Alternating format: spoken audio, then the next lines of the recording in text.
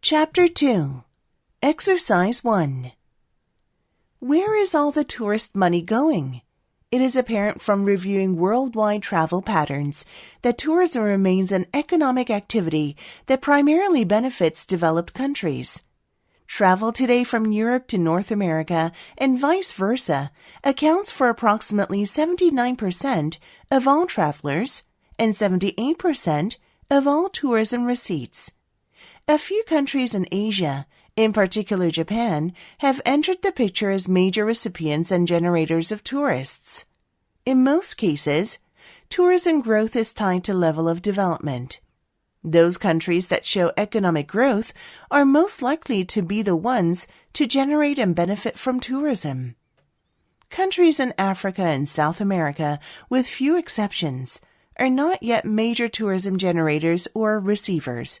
For example, Africa, which has great resource wealth, especially in primary commodities such as timber, gold, and tropical agricultural products, attracts only 4% of all world travelers.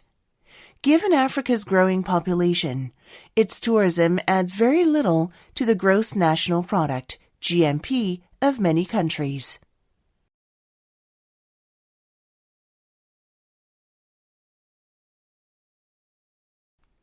Exercise 2. Culture is reflected not only in the historical buildings and other attractions of a country, but also in the diversity of its lifestyles, customs, languages, and other traditions. Cultural diversity and cultural heritage are important sources of creativity and must therefore be preserved. However, culture is ever-changing and therefore subject to the tensions between tradition and modernity. Historic buildings are an integral part of our cultural heritage. However, they are energy eaters and must be changed and adapted to retain their value and usefulness to people. Heritage preservation and energy efficiency need not be conflicting aims. Many energy efficiency measures even support the preservation of historic substances. Moisture-related structural damage and mold growth are a frequent problem in historic buildings that are subject to modern usage conditions. Energy efficiency measures such as thermal insulation, improved air tightness, and heat recovery ventilation can stop moisture accumulation that causes structural damage.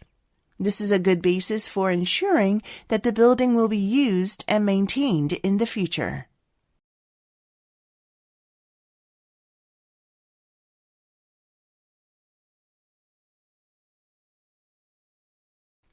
Exercise 3. Retrieval practice is a strategy of bringing information to mind by deliberately trying to recall it. Recent research in classrooms has shown that repeated testing that includes retrieval practice strengthens memory better than spending the same amount of time reviewing information you have already read does. In a recent study, one group of students read a 276-word passage on sea otters and then practiced recalling the information. A second group studied the information in 4 repeated 5-minute study periods, and in a third group made concept maps to organize the information by linking together different ideas. The time spent studying was the same for each group.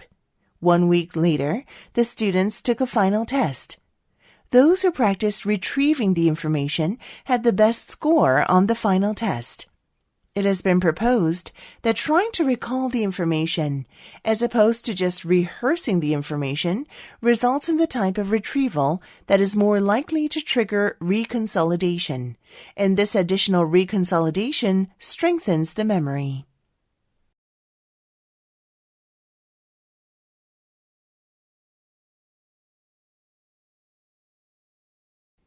Exercise 4. A simplifying technique, which might be used in decision-making, has been described by Herbert A. Simon. The fundamental idea is that rather than expend time and effort in a bid to maximize utility, people are generally content to set a minimum acceptable level, which will satisfy them but be short of the maximum. This may apply especially in the case of sequential decisions. For example, in buying a house, houses come onto the market continually, and it will be difficult to establish that a given house was actually the optimum choice, since a better one might appear the next day. Thus, buyers may set acceptable levels, either for a total utility or on key aspects of the properties, and choose the first property that meets all their minimum requirements.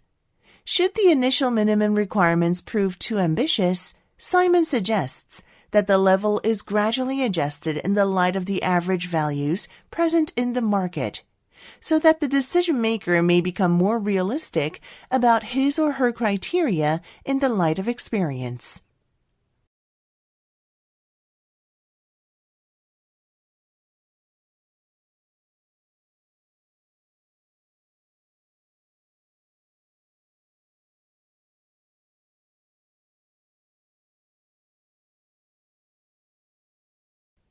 Exercise 5. Within the garment design field, prioritizing the environmental impact of a product is commonly known as eco-fashion. Eco-fashion argues for a more environmentally sustainable production and consumption of garments. Negative environmental impacts can occur at every point along the life of a product, from production to consumption to disposal.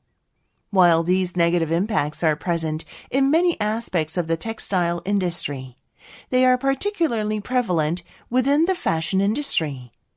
There is a seemingly inherent contradiction between fashion and environmental sustainability. The fashion industry is concerned with novelty and must be constantly in flux. The industry can be characterized by the fast rate at which something becomes outdated. In contrast, sustainability is primarily understood as the capacity to continue for an extended period of time. Whether the sustainability in question refers to the consumption of natural resources, relevance of a particular style, or durability of a particular garment, the current state of the fashion industry is not sustainable.